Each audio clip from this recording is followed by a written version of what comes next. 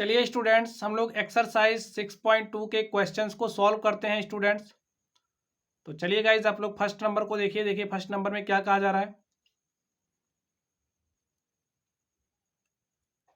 Students, आप लोग question number first को देखिए। फर्स्ट में क्या कहा जा रहा है, आकृति 6.17 फर्स्ट और सेकंड में डी पैरेलल बीसी है। यहाँ पे आप देखिए, ये जो डी आपको दिख रहा है ये पैरेलल क्या है, बीसी है। आकृति आप इसमें देखिए, इस वाली आकृति में, इसमें भी ये जो डी है वो पैरेलल है बीसी के। पैरेलल का मतलब क्या है, समांतर है, कुछ इस तरीके से है, समांतर है, जिनके बीच की जो डिस्टेंस होती है सब जगह पे एक जैसी हो, आपस में मिलाने पर कभी ना मिले, तो ऐसी रेखाएं समांतर रेखाएं कहलाती हैं। अब आप लोग यहाँ पे देखिए, फर्स्ट में ईसी और सेकंड में एडी ज्ञात कीजिए। यहाँ में देखिए हमें क्या निकालना है, ईसी निकालना है, और यहाँ पर देखिए हमें क्या बताना है, एडी। तो एडी आप लोग देखिए कहाँ पे, यहाँ पे हमें इसको बताना है। तो स्टूडेंट्स, इसको सॉल्व करने से पहले हम लोग एक कॉन्सेप्ट समझ लेते हैं। आप लोग कॉन्सेप्ट समझिए, समझिए हमारे पास कोई भी आकृति इस तरीके से है, कोई भी त्रिभुज इस तरीके से है। ये जो त्रिभुज है इसमें, इसको हमने नाम दिया ए बी सी, और हमने एक लाइन ड्रॉ करी, और ये जो लाइन है वो पैरेलल है किसके, बीसी के, और इसको हमने नाम क्या दिया, डी ई। अब आप लोग समझिए, हमारे पास कोई त्रिभुज ए बी सी है, यहाँ पे हमने एक लाइन ड्रॉ करी D, D parallel B C है। तो इस केस में क्या होगा, ये जो लाइन डी ई है, डी ई ए बी और ए सी को समान अनुपात में विभाजित करेगी। तो लिख लीजिए, अगर डी पैरेलल बी सी है तो ए लाइन डी ई रेखा ए बी और ए सी को एक समान अनुपात में विभाजित करेगी। इसका मतलब अगर हम लोग एडी अपॉन बी डी करें, वो बराबर किसके हो जाएगा, ए ई अपॉन सी के, ए ई अपॉन सी के। तो एक क्या है, एक प्रमेय है जिसे थेल्स प्रमेय कहते हैं। क्या कहते हैं, थेल्स प्रमेय कहते हैं। इस बात को स्टूडेंट्स आप लोग समझ गए। चलिए, अब हम लोग अगर इसके अपोजिट की बात करें तो इस थेल्स प्रमेय का विपरीत क्या हो जाएगा, देखिए इसके हम लोग अपोजिट की बात करें, समझिए हमारे पास कोई त्रिभुज ए बी सी इस तरीके से है, ए बी सी, कोई रेखा है डी जो ए और बी पर है, कोई रेखा डी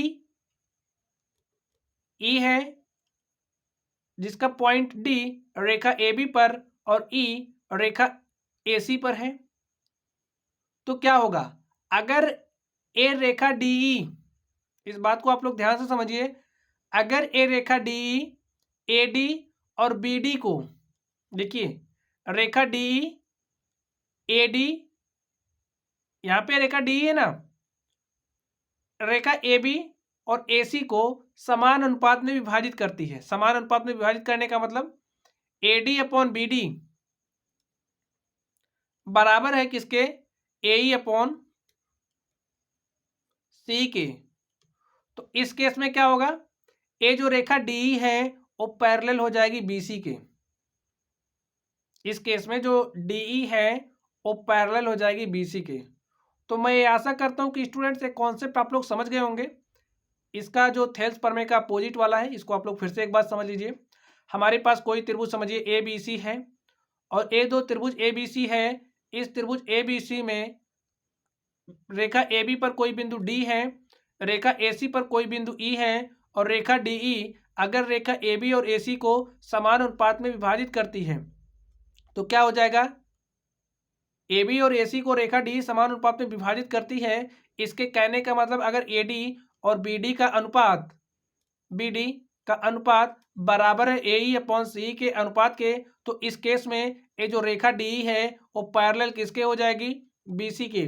तो इस कॉन्सेप्ट को स्टूडेंट्स आप लोग अपने जहन में उतार लीजिए, आप लोग अपने दिमाग में उतार लीजिए, क्योंकि आज की जो हमारी प्रश्नावली है इसी कॉन्सेप्ट पर बेस्ड है। तो चलिए हम लोग क्वेश्चन पे चलते हैं और क्वेश्चंस को सॉल्व करते हैं। आप लोग समझ गए होंगे, मैं ऐसा कर सकता हूं। तो चलिए स्टूडेंट्स, आप लोग इसको देखिए। अब यहां पर आप लोग देखिए, चलिए हम लोग फर्स्ट नंबर को सॉल्व करते हैं। देखिए हमें क्या क्या दिया है। हमें एडी दिया है, फर्स्ट नंबर का सॉल्यूशन हम लोग लिखने जा रहे हैं। एडी हमें कितना दिया है, लिख लीजिए 1.5 सेंटीमीटर। और हमें बीडी कितना दिया है, बीडी कितना दिया है ये भी समझ लीजिए 3 सेंटीमीटर। स्टूडेंट आप लोग एक बात समझिए, जैसे अगर हमारे पास कोई रेखा इस तरीके से है और इसको हमने नाम दिया ए बी है, ठीक है। इसको रेखा हम लोग चाहे ए बी पढ़ें और चाहे रेखा बी ए पढ़ें, दोनों बराबर है। अब अगर इसके डिस्टेंस की बात हो रही है तो जो डिस्टेंस ए बी की होगी वही डिस्टेंस बी ए की होगी, इसमें आपको कंफ्यूज नहीं होना है। चलिए इसको आप चाहे B D is equal to 3 centimetre लिखो, चाहे D B is equal to 3 centimetre लिखो, दोनों बातें एक ही हैं। चलिए अब यहाँ पे देखते हैं हम लोग, ए कितना है, ए 1 सेंटीमीटर, तो राइट कर लीजिए ए इज इक्वल टू 1 सेंटीमीटर। और हमने बताना क्या है, सी, हमें ई सी बताना है, तो ई सी लिख लो। ई सी क्या हो जाएगा, हमें बताना है। तो हमें दिया है ये जो डी है वो पैरेलल है बीसी के, तो लिखिए दिया है जो डीई है वो समांतर है किसके, बीसी के। और हम जानते हैं,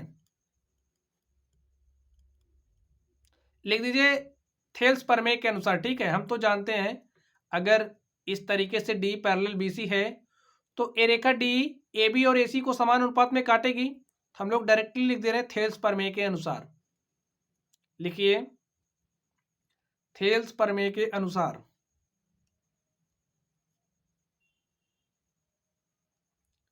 थेल्स प्रमेय के अनुसार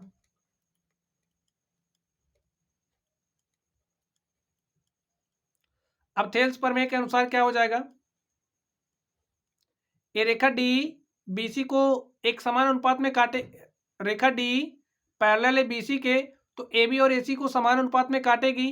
तो यही बात यहाँ पे लिख दीजिए, A D upon B D equal हो जाएगा ए ई अपॉन सी। स्टूडेंट्स अब आप लोग वैल्यूज रख दीजिए। ए डी का वैल्यू क्या है 1.5, तो यहाँ पे 1.5 रखिए, सारी सेंटीमीटर में है तो इसको लिखने की जरूरत नहीं है। बी डी इक्वल टू 3, यहाँ पे 3 रख दीजिए। और नेक्स्ट देखिए ए कितना 1 है, तो यहाँ पे 1 रख दीजिए। और सी कितना है, सी या फिर ई सी, ये हमें कैलकुलेट करना है। अब देखिए यहाँ से क्या हो जाएगा,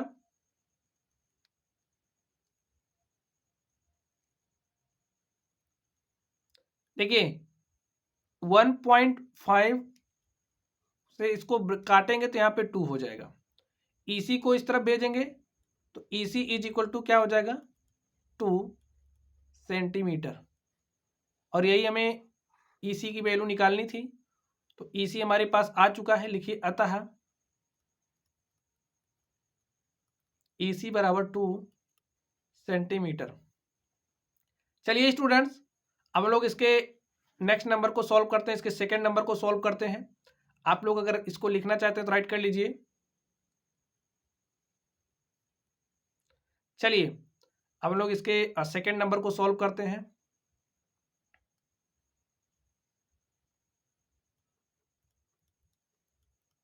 ठीक इसी तरीके से इसका सेकेंड नंबर भी सॉल्व होगा। तो लिख लीजिए, हमें जो जो दिया है हमें एडी निकालना है, तो एडी लिख लीजिए, निकालना है। ए क्या है, ए 1.8 सेंटीमीटर है। और यहाँ पे देखिए बी डी क्या है, बी डी क्या है, बी डी है 7.2 सेंटीमीटर। और अगर हम लोग सी ई की बात करें तो सी ई यहाँ पे क्या है, सी ई है 5.4 सेंटीमीटर। और हमें दिया है, क्या दिया है, लिख लीजिए, दिया है, क्या दिया है, D parallel B C, DE parallel BC. इसलिए थेल्स प्रमेय के अनुसार क्या हो जाएगा, थेल्स प्रमेय के अनुसार इसे आधारभूत समानुपातिक प्रमेय भी कहते हैं स्टूडेंट्स, ये बात भी आप लोग समझते रहिए। थेल्स प्रमेय को क्या कहते हैं? आधारभूत समानुपातिक प्रमेय भी कहते हैं। तो चलिए अप्लाई कर दीजिए, क्या हो जाएगा यहाँ पे देखिए। थेल्स प्रमेय के अनुसार क्या होगा, ये रेखा डी ए बी और ए सी को समान अनुपात में विभाजित करेगी। तो लिख दीजिए ए डी अपॉन में बी डी इज इक्वल किसके हो जाएगा, देखिए ए ई अपॉन में सी ई, या फिर ए सी ई सी, ए ई अपॉन में सी ई। वैल्यूज रख दीजिए, देखिए क्या हो जाएगा। ए डी क्या है, ए डी हमें निकालना है, तो ए डी को आप वैसे ही रहने दो। बी डी क्या है, बी डी है 7.2, यहाँ पे राइट कर दीजिए 7.2 इज इक्वल टू ए ई, देखिए कितना 1.8 है, तो यहाँ पे आप 1.8 राइट कर दीजिए। अपॉन में देखिए सी ई, और सी ई क्या है 5.4 है, यहाँ पे आप 5.4 रख दीजिए। और स्टूडेंट्स अब आप लोग इसको सॉल्व करिए, देखिए क्या हो जाएगा इसका सॉल्यूशन।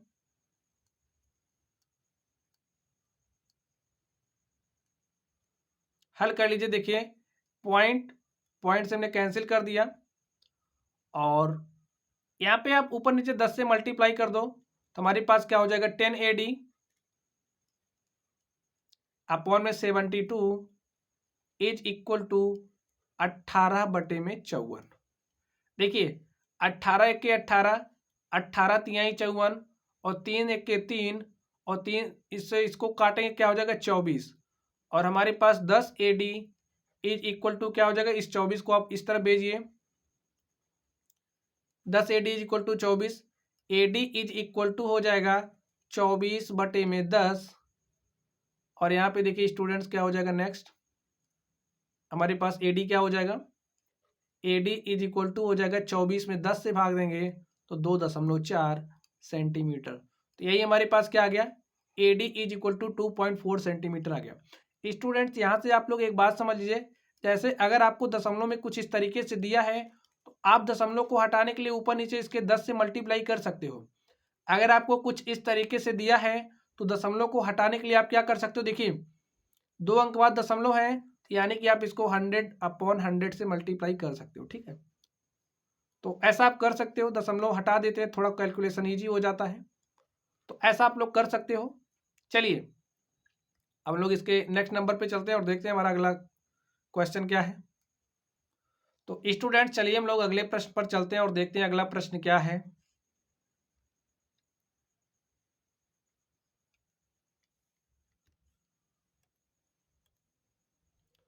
तो माय डियर स्टूडेंट आप लोग क्वेश्चन को देखिए, क्वेश्चन में क्या कहा जा रहा है। किसी त्रिभुज पी क्यू आर की भुजाओं पी क्यू और पी आर पर क्रमशः बिंदु ई और एफ स्थित हैं।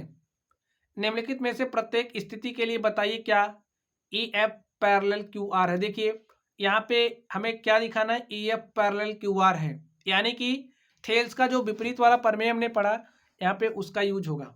चलिए स्टूडेंट्स हम लोग फर्स्ट स्थिति को लेकर के सॉल्व करते हैं।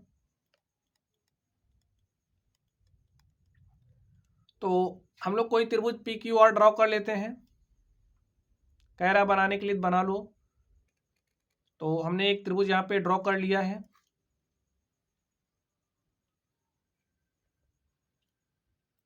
ए पी हो गया, ए क्यू हो गया, और ए आर हो गया। नेक्स्ट देखिए क्या कह रहा, पी क्यू और पी आर पर क्रमशः, ए पी क्यू है, ए पी आर है, पी क्यू और पी आर पर क्रमशः ई और एफ बिंदु हैं, ई और एफ। तो ई यहाँ पे लिख लीजिए और एफ यहाँ पर है, ठीक है, इस तरीके से हो गया। नेक्स्ट देखिए, निम्नलिखित में से प्रत्येक स्थिति के लिए बताइए कि क्या E F parallel Q R है। क्या दिखाना है, यहाँ पे जो ई एफ आपको दिख रहा है, हमें E F parallel Q R दिखाना है। तो यहाँ पे हमें क्या दिया, हमें पी दिया है, पी का वैल्यू रख दीजिए, पी कितना दिया 3.9। तो चलिए यहाँ पे राइट कर दीजिए, चलिए रहने देते हैं, हम लोग डायरेक्टली अप्लाई करते हैं, ठीक है। हमें E F parallel Q R दिखाना है, तो ए रेखा देखिए, ए रेखा ई एफ अगर पी क्यू और पी आर को एक समान अनुपात में विभाजित कर रही होगी, इस बात को आप लोग ध्यान से सुनिए। अगर ए रेखा ई एफ पी क्यू और पी आर को एक समान अनुपात में विभाजित कर रही होगी, तो इस केस में जो थेल्स परमेय हमारी है, थेल्स की विपरीत वाली जो परमेय है, उसके अकॉर्डिंग हम कह देंगे कि जो EF है वो पैरेलल है QR के। तो चलिए सबसे पहले हम लोग इसका अनुपात ही निकाल लेते हैं। तो लिखिए थेल्स प्रमेय के अनुसार, थेल्स प्रमेय के अनुसार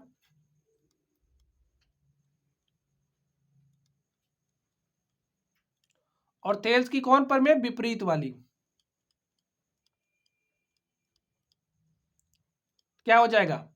PE और QE का जो अनुपात है, पैरेलल होने के लिए कंडीशन क्या है? PE और QE का अनुपात हमारा बराबर होना चाहिए किसके? PF और RF के, PF अपॉन RF के। और अगर ये अनुपात बराबर आ जाएगा, आप लोग समझिए, EF हमारा पैरेलल QR के कब हो सकता है? जब इसका अनुपात बराबर हो इसके अनुपात के, तभी तो यहाँ पे आप लोग राइट करिए, PE का वैल्यू देखिए, यहां से लिख दीजिए क्या है? 3.9।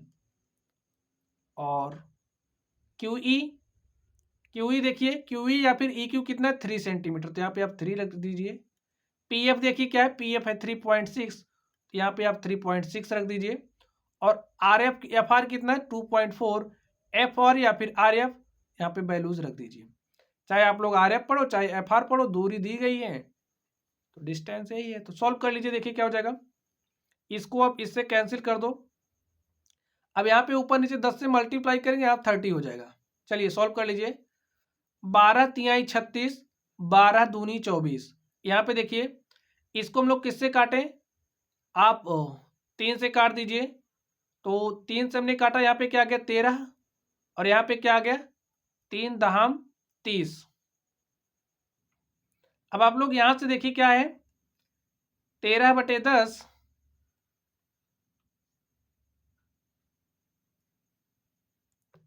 13/10 इज इक्वल टू 3/2 क्या हो सकता है? नहीं। यानी कि इस तरफ का रेशियो हमारा बराबर नहीं इस तरफ की रेशियो के, यानी कि 13/10 इज नॉट इक्वल टू 3/2। इसलिए क्या हो जाएगा? इसलिए EF पैरेलल नहीं है। लिख लो, EF समांतर नहीं है, समांतर नहीं है QR के। तो समझ गए स्टूडेंट्स आप लोग, ये जो हमारा EF है वो समांतर नहीं है QR के।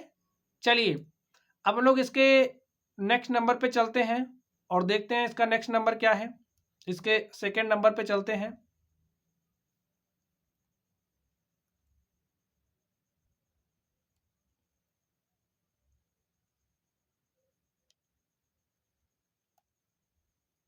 तो इसका सेकंड नंबर देखिए स्टूडेंट्स आप लोग। चलिए इसको हम लोग सॉल्व करते हैं।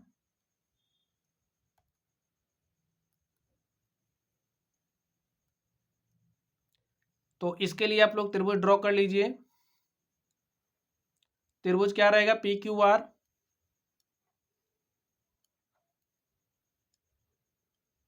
और कुछ इस तरीके से त्रिभुज बनेगा D और E। और इसमें देखिए क्या दिया, इसके सेकंड नंबर को हम लोग सॉल्व कर रहे हैं।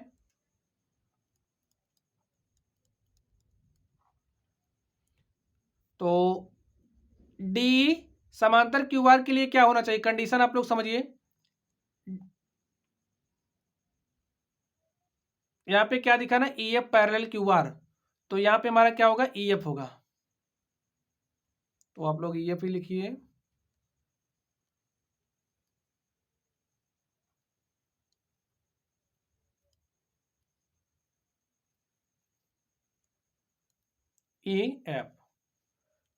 EF स्थित है PQ पर, इस तरीके से PQ और PR पे क्या स्थित है? EF। हमें EF पैरेलल QR दिखाना है, इसके लिए यहाँ पे हमें स्थितियां दी गई हैं। तो हमने फर्स्ट स्थिति के लिए सॉल्व किया, हम लोग सेकंड स्थिति के लिए सॉल्व कर रहे हैं। आप लोग देखिए, EF पैरेलल QR हमारा कब होगा? जब P और Q का जो रेशियो है बराबर हो PF और RF के। तो चलिए हम लोग इसको निकालते हैं। लिखिए थेल्स प्रमेय के अनुसार,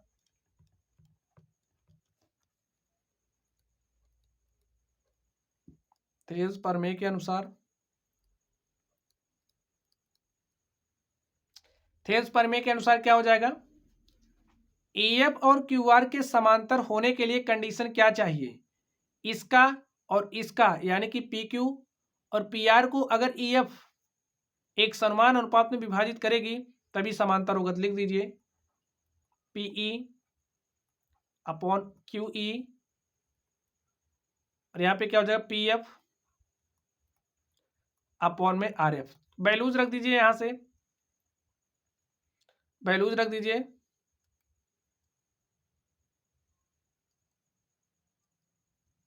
पी का वैल्यू क्या है 4 सेंटीमीटर, तो यहाँ पे आप 4 राइट करिए। क्यूई कितना है, क्यूई देखिए 4.5 है, तो यहाँ पे 4.5 राइट कर दीजिए इक्वल। पीएफ कितना है 8 है, तो यहाँ पे 8 राइट करिए। और आरएफ देखिए कितना है 9 है, तो यहाँ पे 9 लिख दीजिए। अब देखिए दशमलव हटाने के लिए हमने ऊपर नीचे 10 से मल्टीप्लाई कर दिया, कुछ हमारे पास इस तरीके से आ गया।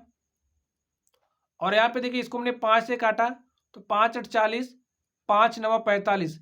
यहाँ पे 8/8, 8/9 इज इक्वल टू 8/9, यानी कि जो हमारा पीई अपॉन क्यूई है का जो अनुपात है बराबर है पीएफ अपॉन आरएफ के। तो लिख दीजिए इसलिए 8/9 इज इक्वल टू 8/9। ये जो रेखा ईएफ है क्यूआर को, सॉरी ये जो रेखा ईएफ है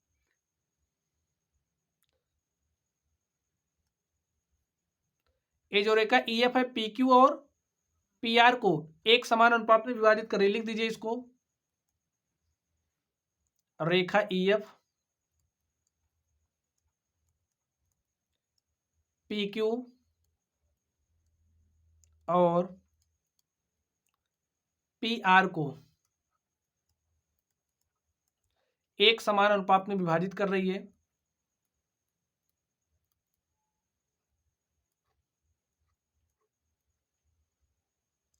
एक समानुपात में विभाजित कर रही है।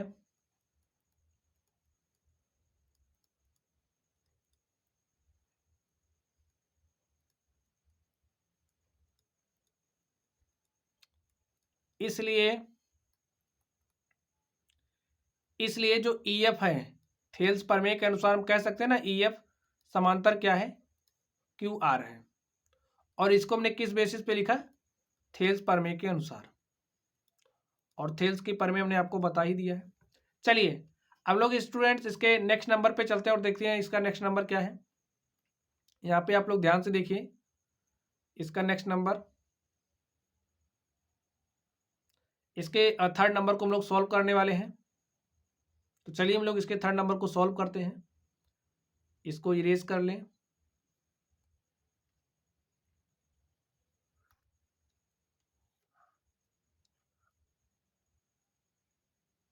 तो चलिए नेक्स्ट देखते हैं।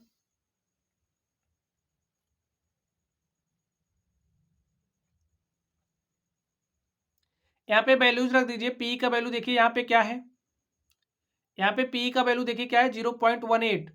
देखिए सेम काम इसमें भी वही करना है, हमें इसका इसका अनुपात देखना है। अगर अनुपात बराबर आएगा तो E F parallel Q R हो जाएगा। तो यहाँ पे वैल्यूज रख दिए। पी की वैल्यू कितना है 0.18, तो यहाँ पे लिखिए 0.18 अपॉन में क्या हो जाएगा क्यू ई। और क्यू ई का वैल्यू क्या है देखिए यहाँ से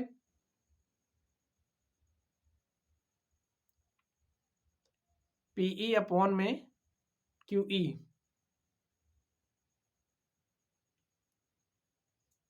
तो स्टूडेंट्स यहाँ पे देखिए हमें क्या दिया है, हमें पी क्यू पूरा पूरा दिया है। यहाँ पे देखिए हमें पूरा पी क्यू दिया है, इस तरीके से हमें पूरा पी क्यू दिया है।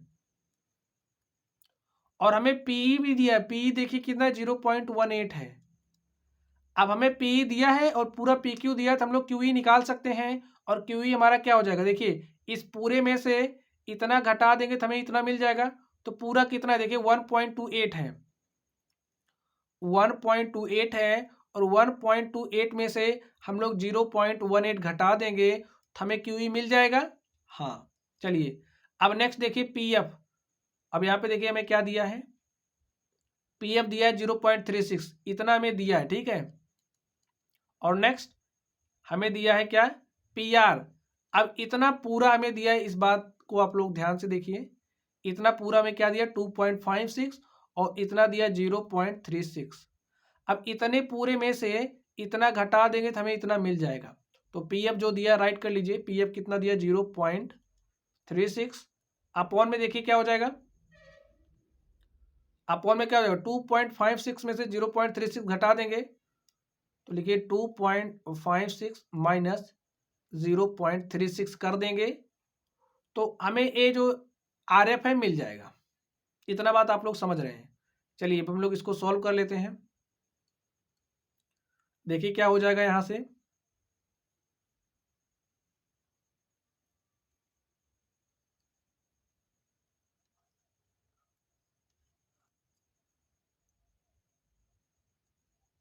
अब देखिए यहाँ पे क्या हो जाएगा 0.18 और यहाँ पे देखिए क्या हो जाएगा 1.28 में से 0.18 घटाना है तो यहाँ पे क्या हो जाएगा 8 में से 8 घटाएंगे 0 हो जाएगा, 2 में से 1 घटाएंगे तो 1 हो जाएगा और यहाँ पे है क्या 1, तो हमारे पास 1.10 आ गया। अब यहाँ पे देखिए इक्वल 0.36 और यहाँ पे 2.56, देखिए 6 में से 6 घटाएंगे 0 हो जाएगा, 5 में से 3 घटाएंगे क्या हो जाएगा 2 और 2 में से 0 घटाएंगे तो यहाँ पे 2 ही होगा, यहाँ पे दशमलव लगा दीजिए। अब देखिए यहाँ पे भी 2 अंक बाद दशमलव, यहाँ पे तो इससे कैंसिल हो जाएगा या फिर आप लोग 100 से मल्टीप्लाई कर लीजिए। इस तरीके से यहाँ पर ए भी इससे कैंसिल हो जाएगा। हमारे पास आया क्या 18/110 और यहाँ पे क्या हो गया 36 अपॉन में 220। इसको हल कर लीजिए, काटिए इसको, देखिए किससे कटेगा। देखिए स्टूडेंट्स हम लोग इस तरीके से भी काट सकते हैं, 18 के 18, 18 दूनी 36, 110 एक के 110 और 110 दूनी 220 और ये 2 से हमारा कट जाएगा, यहाँ पे 1 आ जाएगा। तो यहाँ पे देखिए क्या हो जाएगा 1/1 इज इक्वल टू 1/1, यानी कि ये जो रेखा ई एफ है पी क्यू और पी आर को एक समान अनुपात में काट रही है और वो अनुपात क्या है 1 और 1 के अनुपात में काट रही है, अनुपात बराबर हो गया। तो हम क्या कह सकते हैं, देखिए रेखा ई एफ पी क्यू और पी आर को एक समान अनुपात में विभाजित कर रही है, इसलिए ई एफ समांतर है क्यू आर की। तो इस बात को आप लोग समझ गए। तो चलिए स्टूडेंट्स अब हम लोग अगले प्रश्न पर चलते हैं और देखते हैं हमारा अगला प्रश्न क्या है।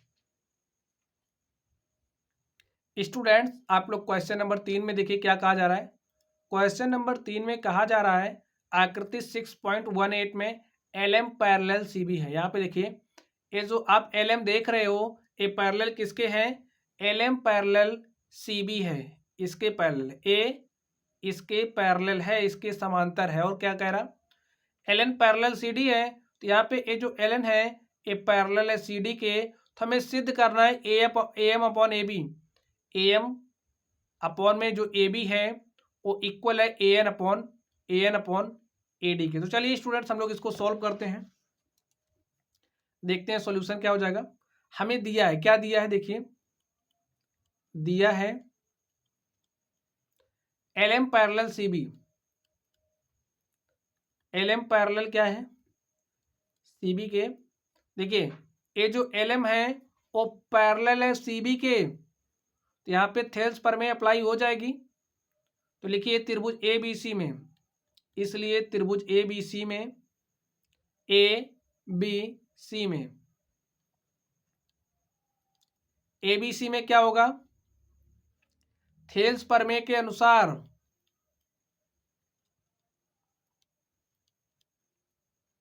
थेल्स प्रमेय के अनुसार मैं एक एक बात आप लोगों को समझा रहा हूं, आप लोग अच्छे से समझते जाइए। अब थेल्स प्रमेय के अनुसार क्या हो जाएगा, ये जो एल एम है पैरेलल है बीसी के, तो रेखा एल एम रेखा ए बी और ए सी को समान अनुपात में विभाजित करेगी। तो समान अनुपात में विभाजित करेगी तो क्या हो जाएगा, यहाँ पे देखिए ए एम अपॉन में B M, A M upon में बी एम इक्वल होगा किसके, A L upon C L के, A L upon C L के। ए इतना होगा स्टूडेंट्स। हाँ तो चलिए अब हम लोग इसको क्या मान लेते हैं, समीकरण नंबर 1। चलिए हम लोग नेक्स्ट देखते हैं। नेक्स्ट देखिए आप लोग, हमें नेक्स्ट क्या दिया रहा है, यहाँ पे देख लीजिए L N parallel C D है। ये जो एल एन है वो पैरेलल है सी डी के।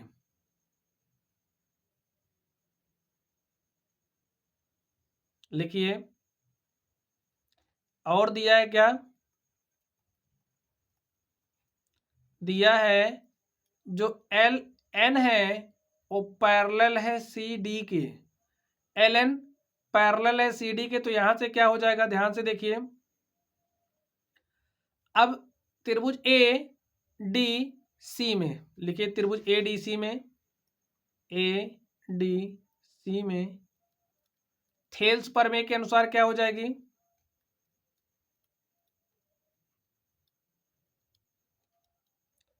थेल्स प्रमेय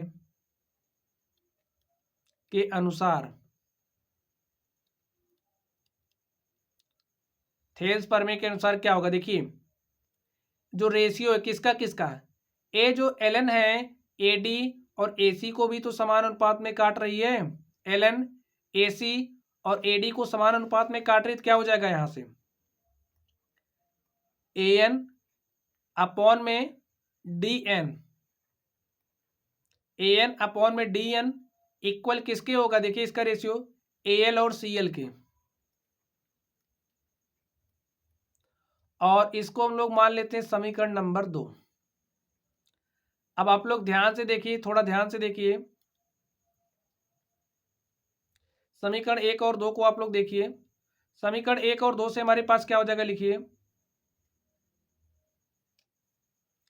लिखिए समीकरण 1 और 2 से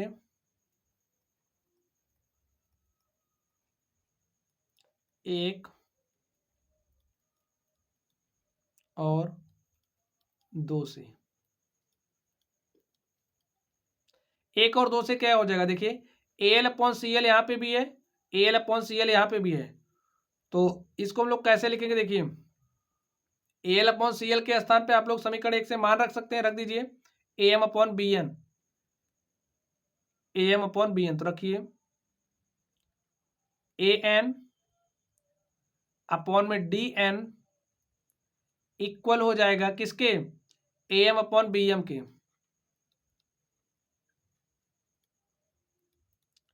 अब स्टूडेंट्स एक बार आप लोग उस चीज को भी देख लीजिए जो हमें प्रूव करना है।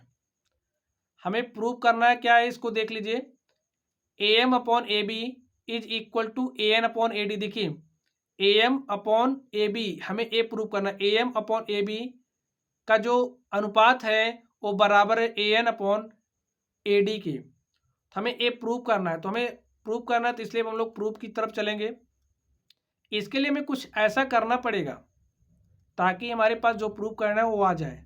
तो इसके लिए हम क्या करेंगे, देखिए A N upon D N करेंगे।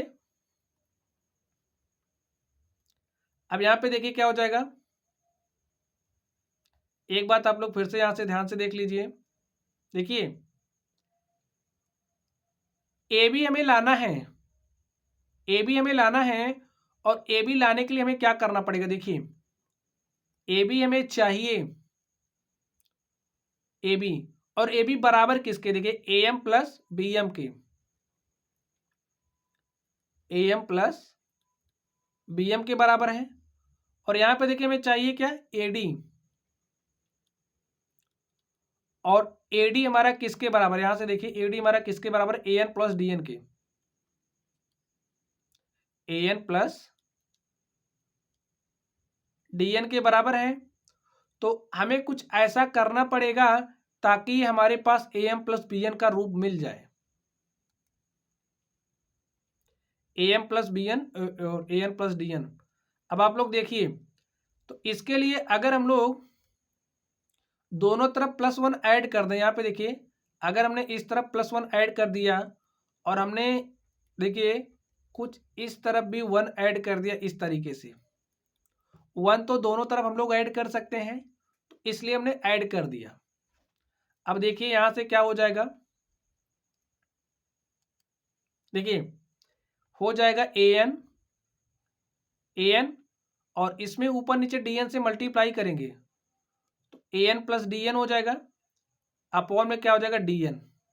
इतनी बात आप लोग समझ गए। यहाँ पे देखिए ए एम और प्लस क्या हो जाएगा बी एम और अपॉन में देखिए क्या हो जाएगा, बी एम। और A N plus D N क्या है हमारे पास, आप लोग इस बात को फिर से देख लीजिए एक बार। देखिए A N plus D N, यहाँ से देखिए A N plus D N हमारा ए डी के बराबर है और A M plus B M हमारा किसके बराबर है, ए बी के। तो लिख दीजिए ए एन प्लस डी एन के स्थान पे आपको क्या लिखना है, ए डी। यहाँ पे हो जाएगा ए डी अपॉन में डी एन, और यहाँ पे हम लिखेंगे ए बी अपॉन में बी एम।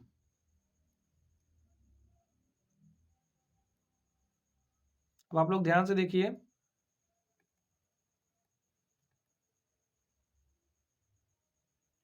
अब आप लोग ध्यान से देखिए, यहाँ पे देखिए A M upon A B हमें प्रूव करना था।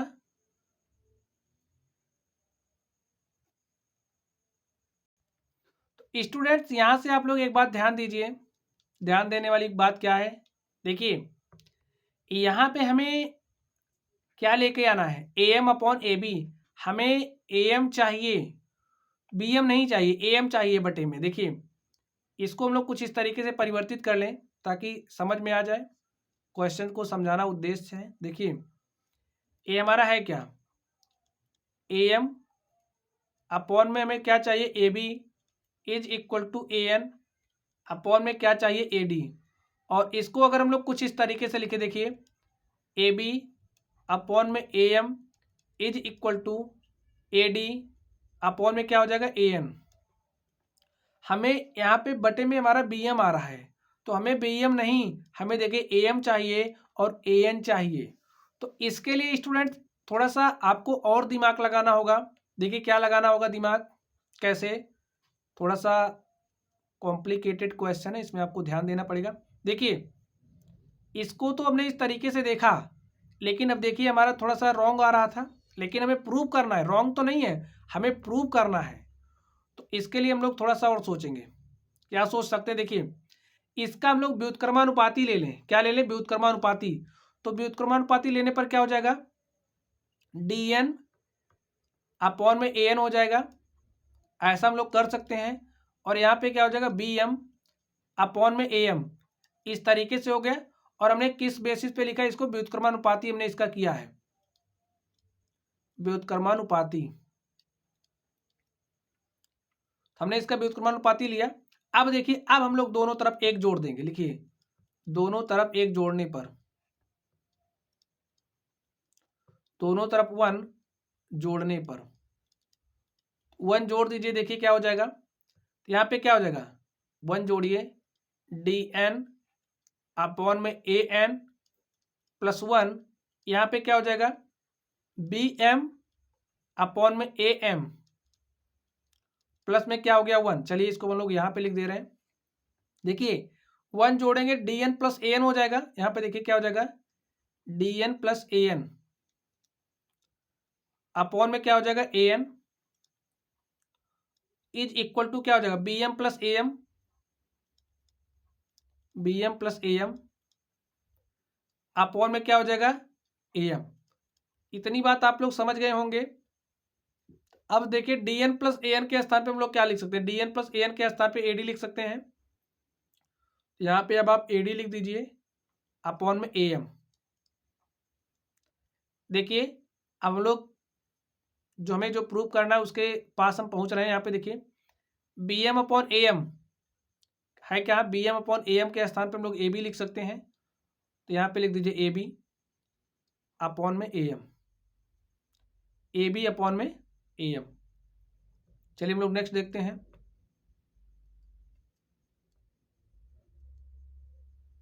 थोड़ा सा इरेज करना पड़ेगा, इरेज कर दे रहे हैं। तो चलिए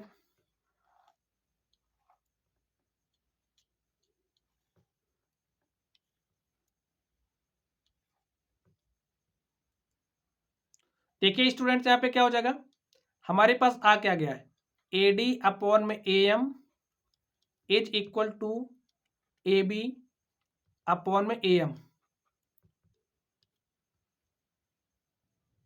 तो यहाँ पे क्या हो गया, A D upon A N is equal to A B upon A M. अब देखिए हमें प्रूफ क्या करना है, फिर से A M upon A B is equal to A N upon A D. AM upon AB, AN upon AD। तो students इसका हम लोग फिर से व्युत्क्रमानुपाती लेंगे और देखिए व्युत्क्रमानुपाती लेने पर क्या हो जाएगा, ए हो जाएगा क्या, AM अपॉन में AB, और ए क्या हो जाएगा, बटे वाला ऊपर चला जाएगा, AN अपॉन में AD। तो लिखिए कैसे लिखा लिखा हमने इसको, किस बेसिस पर व्युत्क्रमानुपाती लेने पर। अब देखिए हमारे पास आ गया है, ए साइड बराबर है इस साइड के, तो आप लोग कुछ इस तरीके से भी लिख सकते हो, प्रूफ हो गया हमारा। इसको इस तरीके से भी लिख सकते हो, AM अपॉन में AB is equal to AN upon में AD। देखिए AM upon AB is equal to AN upon AD, और ए हमारा क्या हो चुका है, प्रूव्ड हो चुका है। तो स्टूडेंट्स इस तरीके से हमने इस प्रश्न को सॉल्व किया।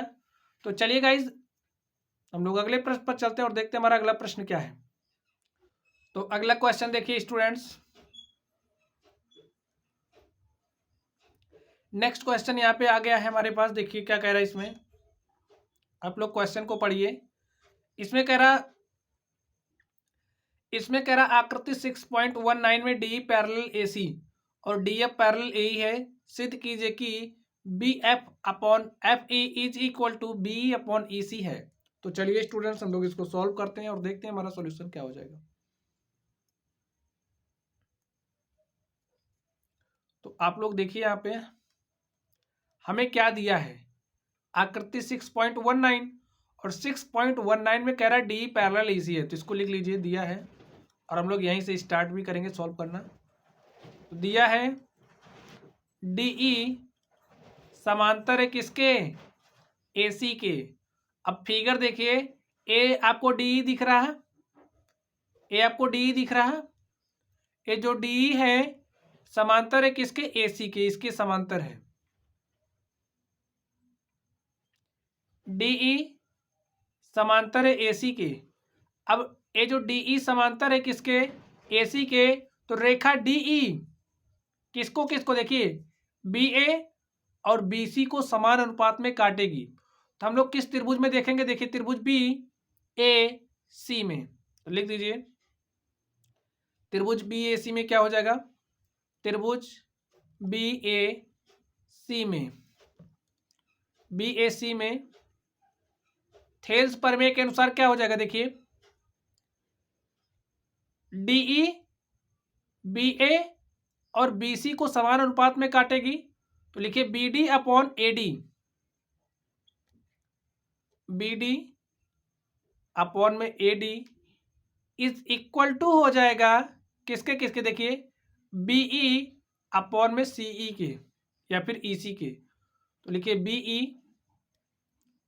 अपॉन में CE।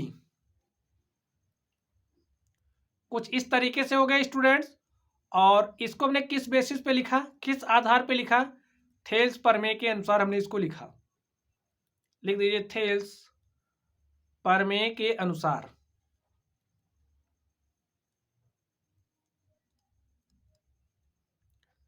अब आगे देखिए, और हमें दिया है, क्या दिया है, DF समांतर है AE के, तो इसको भी लिख दीजिए, दिया है, क्या दिया है, DF समांतर AE, DF समांतर AE। और आप लोग देखिए DF है कहाँ, यहां पे देखिए A हमारा DF है और ADF समांतर किसके है, इस AE के समांतर है। देखिए यही दिया है, DF समांतर AE के। अब हम लोग किस त्रिभुज में देखेंगे, इस वाले त्रिभुज में, देखिए ABE में। किस त्रिभुज में देखेंगे, त्रिभुज ABE, या फिर आप कह सकते हो त्रिभुज BAE में। तो लिखिए त्रिभुज BAE में क्या हो जाएगा, त्रिभुज BAE में। अब बताइए BAE में क्या होगा, इसको हम लोग क्यों लिख रहे हैं आप लोग अभी समझ जाइएगा। यहाँ पे देखिए BAE में, तो ये जो हमारा क्या है, ये जो DF है,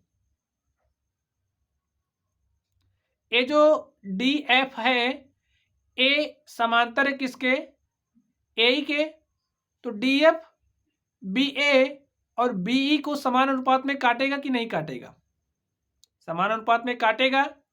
तो इसलिए क्या हो जाएगा, थेल्स प्रमेय के अकॉर्डिंग देखिए क्या हो जाएगा, देखिए बी डी अपॉन में A B, A D, B D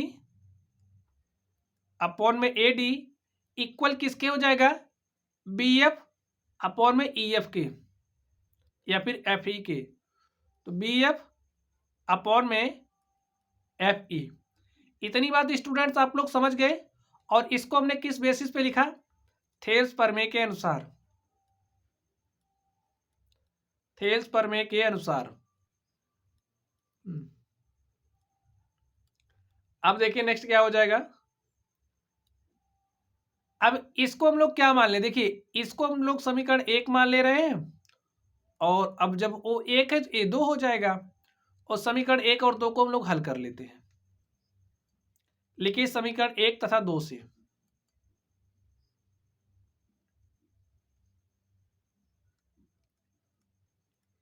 समीकरण 1 तथा 2 से, समीकरण 1 और 2 से क्या हो जाएगा, देखिए 1 तथा 2 से यहाँ पे B D upon A D है, यहाँ पे भी B D upon A D है, तो B D upon A D का मान यहाँ पे हम लोग रख देंगे। लिखिए समीकरण 1 तथा 2 से क्या हो जाएगा, B D upon A D का जो मान है समीकरण 2 में रख दे रहे हैं, तो रख दीजिए। देखिए क्या हो जाएगा, बीई अपॉन में क्या हो जाएगा, सीई,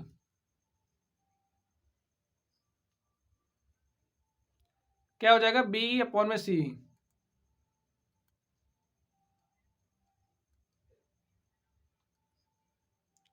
तो यहाँ पे हो गया बीई अपॉन सी बराबर किसके हो जाएगा, B F upon F E के, B F upon F E के। तो हमें क्या प्रूव करना, आप लोग इसको देख लीजिए एक बार, हमें क्या सिद्ध करना है। देखिए क्या सिद्ध करना है, B F upon F E, B F upon में एफ ई इक्वल किसके है, बीई अपॉन में ई सी के। तो देखिए क्या हमारे पास ये आ गया है, हमें क्या चाहिए, बी एफ अपॉन में F E, B F upon में F E is equal to है किसके, बीई अपॉन सी के या फिर ई सी के। यहां से आप इसको सी कर लो,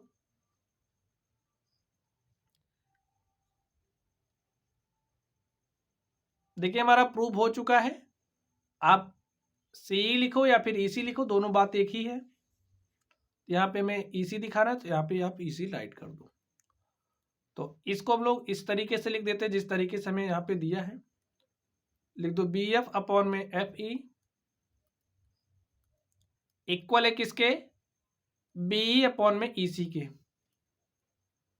तो स्टूडेंट देखिए हमें यही प्रूव करना था और ये हमारे पास आ चुका है। तो लिख दीजिए प्रूव्ड, अतः सिद्ध हुआ या फिर इति सिद्धम। तो स्टूडेंट्स इस तरीके से हमने इस क्वेश्चन को सॉल्व किया। चलिए अब लोग अगले प्रश्न पर चलते हैं और देखते हैं हमारा अगला प्रश्न क्या होगा।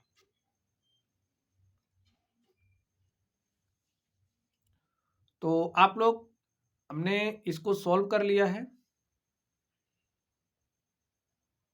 हमने 4 नंबर तक सॉल्व कर लिया। चलिए हम लोग 5वें नंबर पर चलते हैं और देखते हैं 5वां नंबर हमारा क्या है। आप लोग इस नंबर को देखिए। तो क्वेश्चन नंबर 5 को देखिए स्टूडेंट्स, आप लोग देखिए इसमें क्या कहा जा रहा है। 5 नंबर आकृति 6.20, तो यहाँ पे आकृति 6.20 है, इसमें डी पैरेलल ओ क्यू है। यहाँ पे देखिए डी कहाँ पे है, ये जो डी आपको दिख रहा है यहाँ पे, ये जो डी है यहाँ पे, ये जो डी है देखिए, ये जो डी है ये समांतर है किसके, ओ क्यू के, इसके समांतर है। और डी एफ समांतर ओ आर के, और यहाँ पे ये जो आपको डी एफ दिख रहा है ये जो डी एफ है वो समांतर है किसके, ओ आर के। दर्शाइए कि ई एफ समांतर क्यू आर है। तो चलिए स्टूडेंट्स हम लोग इसको सॉल्व करते हैं और देखते हैं इसका सॉल्यूशन क्या हो जाएगा। देखिए मैं दिया क्या है, दिया है यहाँ पे डी समांतर ओ क्यू, डी समांतर है ओ क्यू क्यों, ओ क्यू के।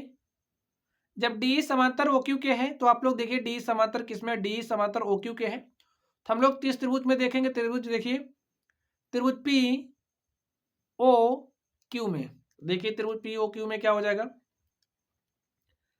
पी ओ क्यू में हमारा थेल्स प्रमेय अप्लाई हो जाएगा। तो थेल्स प्रमेय को आप लोग अप्लाई कर दीजिए। देखिए थेल्स प्रमेय से क्या हो जाएगा, ए इसके समांतर है तो थेल्स प्रमेय के अकॉर्डिंग क्या हो जाएगा, रेखा डीई पीओ और पी क्यू को समान अनुपात में काटेगी। तो इसका अनुपात निकाल लो, क्या हो जाएगा, पीई अपॉन में क्यूई, पीई अपॉन में क्यूई बराबर किसके हो जाएगा, देखिए इसके बराबर होगा पीडी अपॉन में ओडी, पीडी अपॉन में ओडी। और इसको हमने किस आधार पे लिखा, थेल्स प्रमेय के अकॉर्डिंग लिखा हमने इसको, थेल्स प्रमेय के अनुसार, थेल्स प्रमेय के अनुसार। चलिए हम लोग नेक्स्ट देखते हैं। नेक्स्ट देखिए क्या हो जाएगा, इसको हम लोग समीकरण नंबर 1 मान लेते हैं, ठीक है। चलिए हमें फिर आगे दिया है डी एफ समांतर ओ आर के, लिख दीजिए आगे क्या दिया है, दिया है स्टूडेंट्स, मैं आपको स्टेप बाय स्टेप बता रहा हूं ताकि आप लोग क्वेश्चंस को बहुत ही आसानी के साथ हल कर पाए। तो आगे में क्या दिया, डी एफ समांतर है ओ आर के। अब जब डी एफ समांतर है ओ आर के तो क्या हो जाएगा, देखिए डी एफ समांतर है ओ आर के, तो हम लोग किस त्रिभुज में देखेंगे, देखिए पी ओ आर में। तो त्रिभुज पी ओ आर में देखिए क्या हो जाएगा, पी ओ आर में। अब आप लोग देखिए पी ओ आर में क्या होगा, देखिए इस वाले त्रिभुज में हमें देखना है पी ओ आर, तो इस त्रिभुज में हमें देखना है डी एफ समांतर ओ आर है। तो आप लोग थेल्स प्रमेय अप्लाई कर दीजिए। देखिए थेल्स प्रमेय के अकॉर्डिंग क्या हो जाएगा, तो लिखिए पी एफ और आर एफ का जो अनुपात होगा, यहां पे लिख दीजिए पी एफ और आर एफ का जो अनुपात होगा वो बराबर होगा पीडी और ओडी के, पीडी और ओडी के। और इसको हमने किस आधार पे लिखा, थेल्स प्रमेय के अकॉर्डिंग लिखा, थेल्स प्रमेय के अनुसार।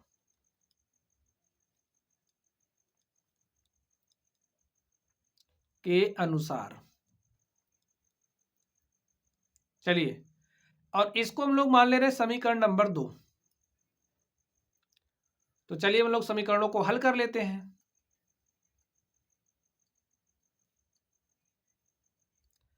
अब देखिए समीकरण 1 तथा 2 से क्या हो जाएगा, लिखिए यहां पे समीकरण 1 तथा 2 से।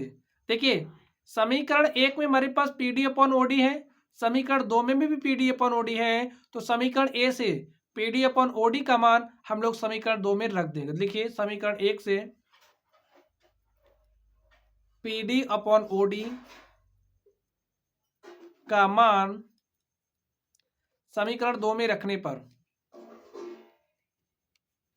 समीकरण 2 में रखने पर,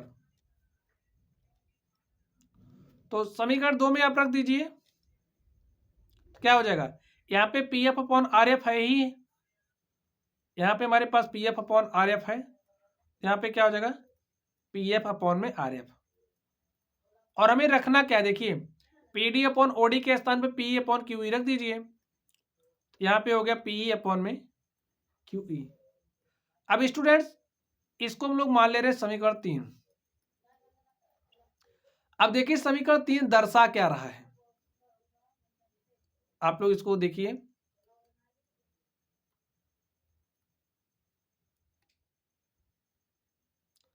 अब आप लोग इसको ध्यान से देखिए, यहाँ पे देखिए हमारे पास क्या है, P F upon R F.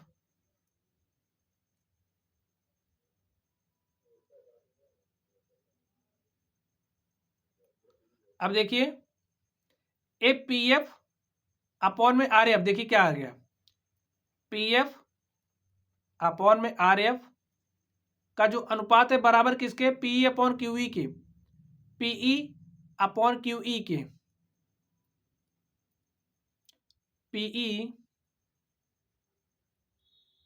ये पी है, पीई अपॉन में क्यू ई के। आप लोग समझिए यहां से ई एफ समांतर क्यू आर हमारा कब हो सकता है, आप लोग इस बात को ध्यान से समझिए। देखिए हम लोग थोड़ा सा रिवर्स चल के इस चीज को अच्छे से समझ रहे हैं। ई एफ समांतर हमारा क्यू आर कब हो सकता है, आप लोग थोड़ा सा समझिए। देखिए ई एफ समांतर क्यू आर होने के लिए कंडीशन क्या होनी चाहिए, देखिए P upon Q E, PE upon Q E का अनुपात अगर बराबर हो जाए P F upon R F के,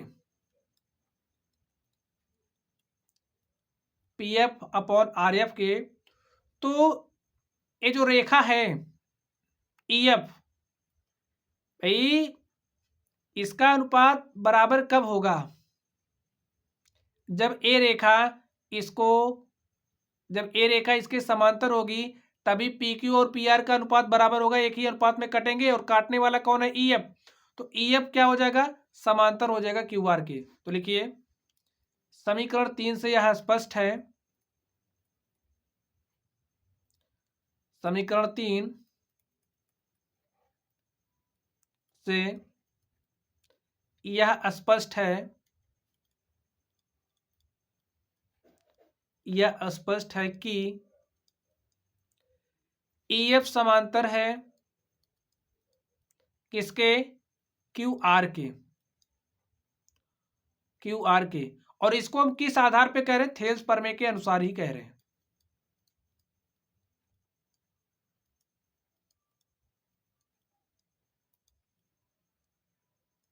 और यहां से मैंने आपको समझा भी दिया कि इसको हम क्यों कह रहे हैं। तो इस तरीके से हमारा क्या हो गया, प्रूव्ड हो गया।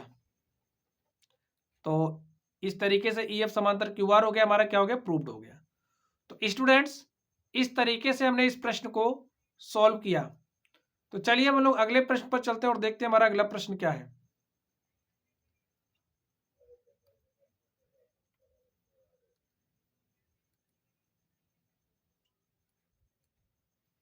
अब देखिए क्वेश्चन नंबर 6 को इसमें क्या कहा जा रहा है, आकृति 6.21, यानी कि हमें इस आकृति पर ध्यान नहीं देना है, हमें इस आकृति के लिए क्वेश्चन सॉल्व करने हैं। तो 6.1 में क्रमशः ओपी और OP O Q O R पर स्थित बिंदु ए बी सी इस प्रकार है कि ए बी समांतर पी क्यू है। अब आप लोग ध्यान से देखिए, यहाँ पे ये जो ए बी आपको दिख रहा है, देखिए ये जो ए बी दिख रहा है, ये जो ए बी है, ए बी समांतर किसके, पी क्यू के। पी क्यू देखिए क्या कहाँ पे है, ए बी समांतर है पी क्यू के, कुछ इस तरीके से यहाँ पे है। अब ए बी समांतर पी क्यू है, आप लोग ध्यान से देखिए, और हम लोग किस त्रिभुज को लेकर के हल कर सकते हैं, आप लोग इसको भी ध्यान से देखिए। हम लोग ओ पी क्यू को लेकर के हल कर सकते हैं, यहां से सॉल्व होगा। देखिए और नेक्स्ट क्या कह रहा है, एसी समांतर पी आर है। एसी कहां पे, देखिए ये जो एसी है, एसी समांतर किसके, पी आर के। तो इसके लिए हम लोग क्या करेंगे, इसको लेकर के हल करेंगे। चलिए तब तक हम लोग, चलिए हम लोग हल करते हैं जो जो डेटा में दिया है, देखते हैं इसका सॉल्यूशन क्या हो जाएगा। दिया है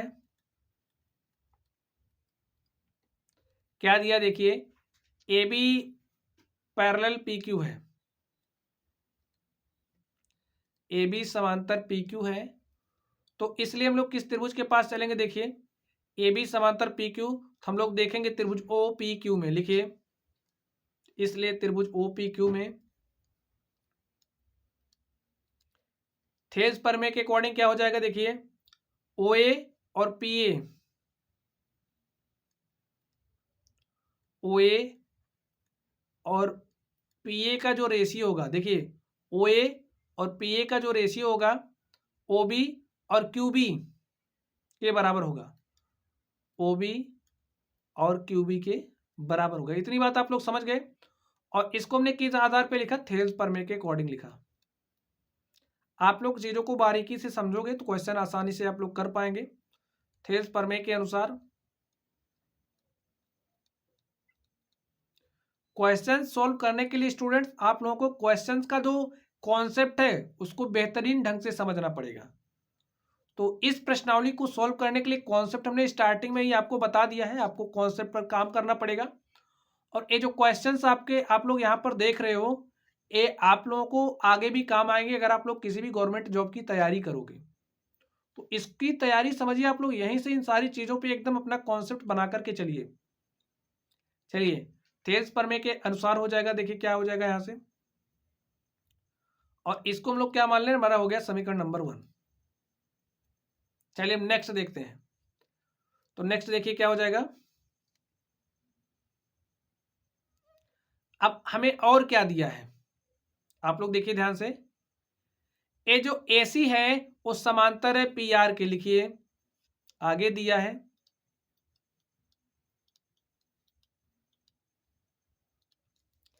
AC समांतर है किसके, PR के। AC समांतर PR है तो यहां से थेल्स प्रमेय के अकॉर्डिंग क्या हो जाएगा, देखिए त्रिभुज हम लोग किस में देखेंगे, OPR में। लिखिए त्रिभुज OPR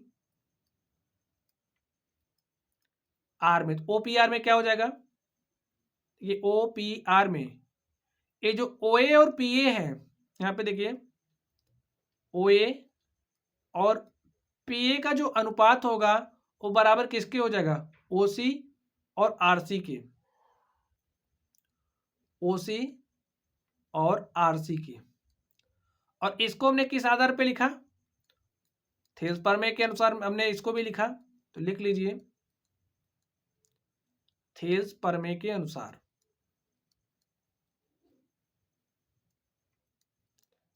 थेल्स प्रमेय के अनुसार हो गया, ठीक है। चलिए नेक्स्ट देखिए। अब आप लोग समीकरण 1 हो गया, समीकरण 2 हो गया। तो समीकरण 1 तथा 2 से क्या हो जाएगा,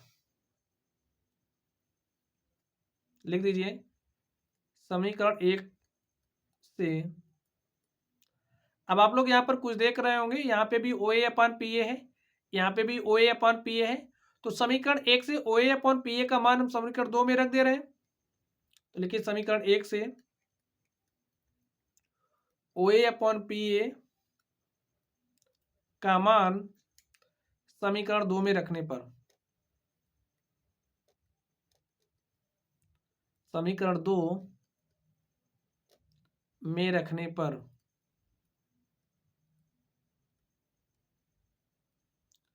तो रख दीजिए स्टूडेंट, देखिए क्या हो जाएगा।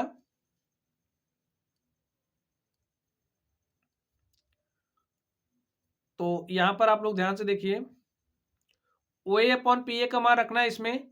तो OA अपॉन PA क्या है, OB अपॉन में QB इज इक्वल टू है किसके, OC अपॉन RC के।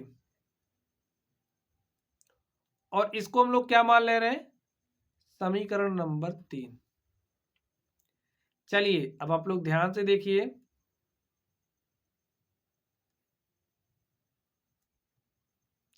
अब आप लोग ध्यान से देखिए,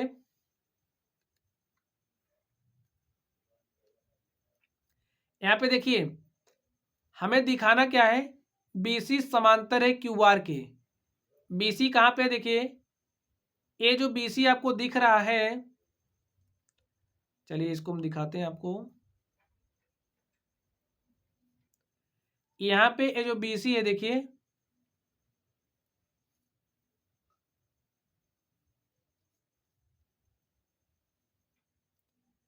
ये जो BC है हमें दिखाना है समांतर है QR के। तो आप लोग सोचिए BC समांतर QR होने के लिए हमें क्या चाहिए, थोड़ा हम लोग समझिए रिवर्स सोच रहे हैं। BC समांतर QR के लिए हमारे पास क्या होना चाहिए। अब आप लोग देखिए BC समांतर क्यू आर, यानी कि इसके लिए हम लोग कुछ इस वाले त्रिभुज को देखेंगे ओ क्यू आर में। तो ओ क्यू आर में बीसी समांतर क्यू आर होने के लिए हमारे पास क्या कंडीशन होनी चाहिए? देखिए ओबी और ओ क्यू, ओबी और क्यू बी, ओबी और क्यू बी का जो अनुपात है वो बराबर किसके होने चाहिए? देखिए यहाँ पे ओसी और आरसी के, ओसी और आरसी के। हमें बीसी समांतर क्यूआर दिखाने के लिए हमें यही तो चाहिए, और यहाँ पे समीकरण 3 में देखिए हमारे पास वही आ चुका है, O B upon Q B is equal to O C upon R C. लिखिए समीकरण 3 हमारा यही दिखा रहा है कि ये जो बीसी है वो समांतर है क्यूआर के। लिखिए समीकरण 3 से यह स्पष्ट होता है, और किस तरीके से स्पष्ट होता है हमने आपको यह दिखा दिया। देखिए समीकरण 3 से यह स्पष्ट होता है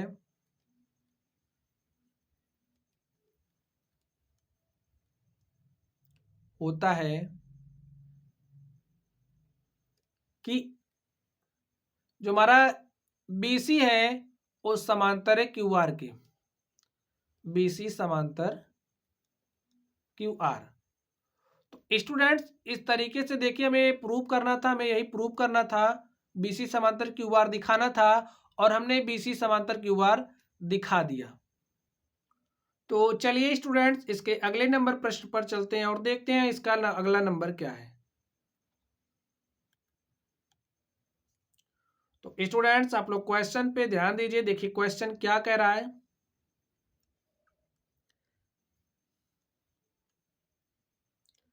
क्वेश्चन नंबर 7 क्या कह रहा है? देखिए प्रमेय 6.1 का प्रयोग करते हुए सिद्ध कीजिए। अब यहाँ पे दे रहा है प्रमेय 6.1, तो ये जो प्रमेय 6.1 है ये हमारी क्या है? थेल्स प्रमेय ही है, थेल्स प्रमेय ही है। तो इसको आप लोगों को समझना है। आपकी पुस्तक में प्रमेय 6.1 थेल्स प्रमेय ही है, तो ये बात आप लोग समझते रहिए। सिद्ध कीजिए कि त्रिभुज की एक भुजा के मध्य बिंदु से होकर, त्रिभुज की एक भुजा के मध्य बिंदु से होकर दूसरी भुजा के समांतर खींची गई रेखा तीसरी भुजा को समद्विभाजित करती है। याद कीजिए कि आप इसे कक्षा 9 में सिद्ध कर चुके हैं। तो आप लोग याद करिए, कक्षा 9 में आपने सिद्ध किया है। चलिए हम लोग इस प्रश्न पे चलते हैं और इसको हल करते हैं। तो चलिए सबसे पहले हम लोग एक ट्रायंगल बना लेते हैं।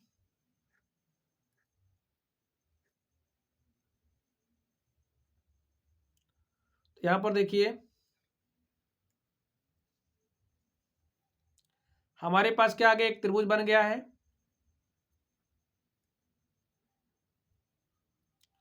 तो ये जो त्रिभुज है, चलिए इसमें आगे देखते हैं हम लोग। त्रिभुज की एक भुजा के मध्य बिंदु से, तो स्टूडेंट इस त्रिभुज को हम लोग नाम देते हैं क्या? A B C. एक त्रिभुज की एक भुजा के मध्य बिंदु से होकर दूसरी भुजा के समांतर, इसका मध्य बिंदु हम मान रहे हैं कि यही है, ठीक है। और इसको हम ले रहे हैं क्या? डीई। एक भुजा के मध्य बिंदु से होकर, एक भुजा के मध्य बिंदु से होकर दूसरी भुजा के समांतर खींची गई तीसरी भुजा को समद्विभाजित करती है। तो ये इसके समांतर हो गई, कंडीशन फुलफिल हो रहा। ये और हमें क्या दिखाना है? हमें यही दिखाना है कि ये जो रेखा डीई है इसको समद्विभाजित करती है। दिखाना क्या है? देखिए ये बिंदु क्या है? मध्य बिंदु है, मध्य बिंदु है। इसके कहने का मतलब क्या है? यहां से आप लोग समझिए, इसका सॉल्यूशन भी आप लोग लिखते चलिए। देखिए हमें दिया है एक बिंदु क्या है? ये बिंदु क्या है? मध्य बिंदु है। अब जब ये मध्य बिंदु हो जाएगा तो यहां से आप समझिए ए हमारी पूरी दूरी क्या हो जाएगी? पूरी ए भी है ए बी हम मान के चल रहे हैं, तो मध्य बिंदु होने के कारण ए वाला हमारा बराबर होगा इसके, यही बात हो रही है यहाँ पे। तो यहाँ से हमारे पास ए डी क्या हो जाएगा, आप लोग ध्यान से सोचिए, ए डी क्या हो जाएगा, ए बी का आधा ही तो होगा, तो यहाँ पे हाफ आप क्या हो जाएगा ए बी। अब आप लोग नेक्स्ट देखिए, नेक्स्ट यहां से देखिए, अगर हम लोग बी डी की बात करें, बी डी देखिए, बी डी क्या हो जाएगा, बी डी भी तो हाफ ऑफ ए बी हो जाए, हाफ ऑफ क्या हो जाएगा ए बी, ए बी इसी तरीके से हो जाएगा।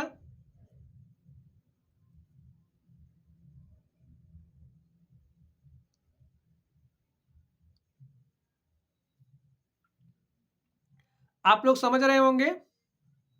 चलिए ए डी यहां पे देखिए, ए क्या हो जाएगा, ए बी का आधा ही तो होगा, जब ए मध्य बिंदु है तो इसका आधा ही होगा, तो ये बात आप लोग समझ रहे होंगे।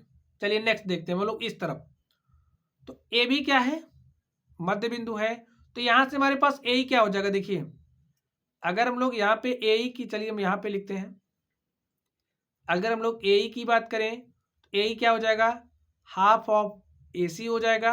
और अगर हम लोग बात करें देखिए किसकी, सीई की, यहां से देखिए सीई की, तो सीई क्या हो जाएगा, हाफ ऑफ ए सी हो जाएगा। इतना हमें दिया है, क्या है, इतना हमें दिया है, चित्र से हमने इसको निकाल लिया। अब आगे देखिए, हमें बताना है कि ये जो डीई है वो समद्विभाजित कर रही है ए बी को और ए सी को, तो समद्विभाजित कर रही है ए बी और ए सी को, इसके लिए हमें क्या दिखाना पड़ेगा कि ये जो रेखा डीई है वो ए बी और ए सी को समान अनुपात में काटती है, समान अनुपात में दिखाना पड़ेगा, और इसके लिए हम लोग थेल्स प्रमेय यूज करेंगे। तो चलिए हम लोग थेल्स प्रमेय अप्लाई कर देते हैं। यहाँ पे लिखिए, थेल्स प्रमेय के अनुसार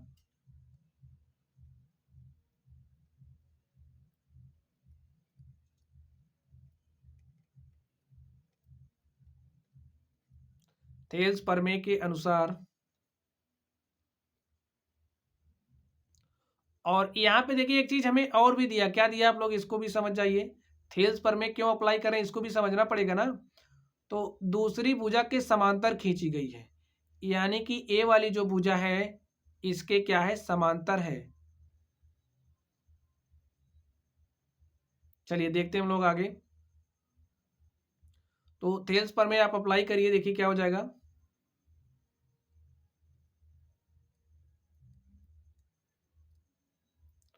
थेल्स प्रमेय के अनुसार यहाँ पे देखिए, अब एडी और बीडी का जो अनुपात है,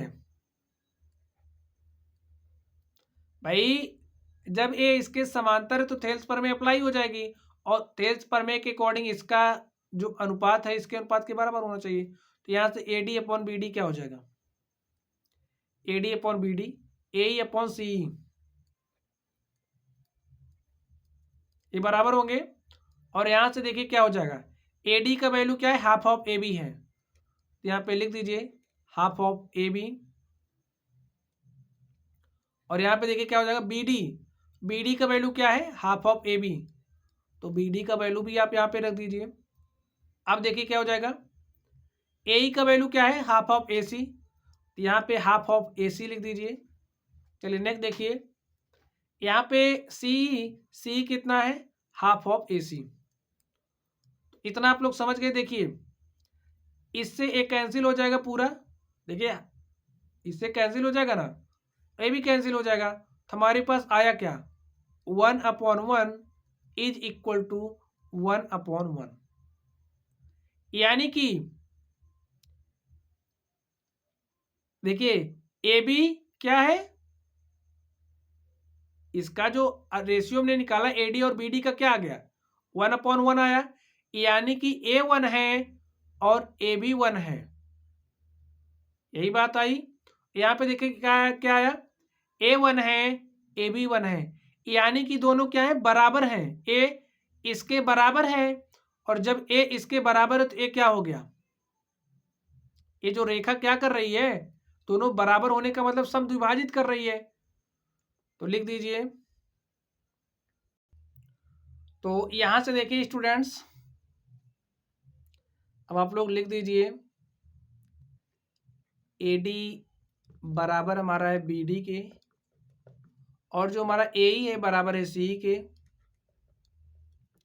AE बराबर है CE के।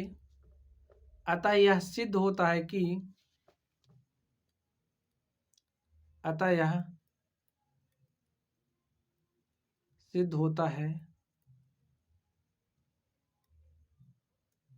कि क्वेश्चन के सिद्ध होता है कि क्वेश्चन के अकॉर्डिंग लिख दीजिए, एक त्रिभुज की भुजा,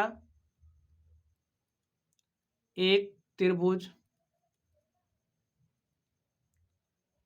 त्रिभुज की भुजा के मध्य बिंदु से, भुजा के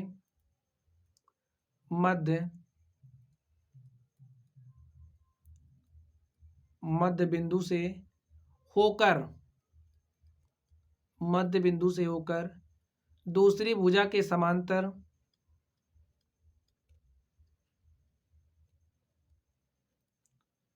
दूसरी भुजा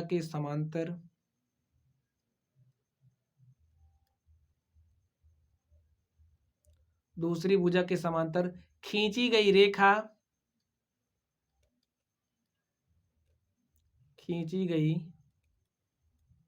रेखा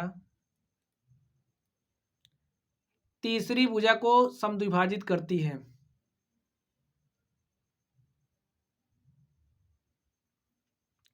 तीसरी भुजा को क्या करती है, समद्विभाजित करती है।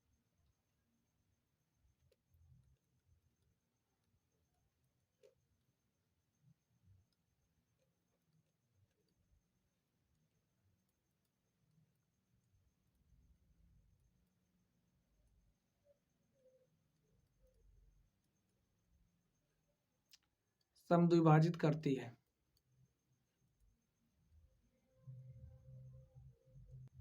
तो स्टूडेंट्स, इस तरीके से हमने क्वेश्चन नंबर 7 को सॉल्व किया। तो चलिए गाइस, आज की क्लास में बस इतना ही। आप लोग पढ़ते रहिए। अगर आप लोगों को कोई भी डाउट हो तो आप लोग कमेंट बॉक्स में कमेंट करना। वीडियो पसंद आए तो वीडियो को लाइक करिएगा। चैनल पर नए हो तो चैनल को सब्सक्राइब करिएगा। अभी हमारे पास 3 क्वेश्चंस बचे हैं, इनको हम लोग नेक्स्ट क्लास में सॉल्व करेंगे। तो चलिए स्टूडेंट्स, आप लोग पढ़ते रहिए। अगर आप लोगों को कोई भी डाउट हो तो आप लोग कमेंट बॉक्स में कमेंट कर सकते हैं। वीडियो पसंद आए तो वीडियो को लाइक करिएगा। चैनल पर नए हो तो चैनल को सब्सक्राइब करिएगा। तो चलिए गाइस, थैंक यू।